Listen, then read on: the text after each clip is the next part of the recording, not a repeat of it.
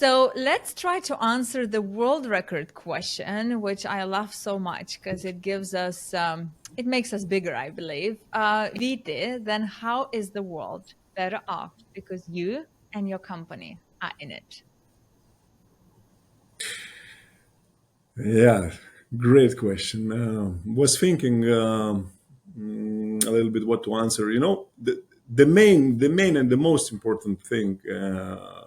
I believe we are blacksmith of aviation leaders and talents. We do produce great people within our organization, and those people are going abroad to other companies and spreading the philosophy of ours, the new ways of leading companies. So I really see how our people are growing and doing a great impact on global economy. Definitely, we are responsible for the safer skies as we do maintain aircrafts, and any aircraft which is leaving our facilities is more than safe to flight and operate.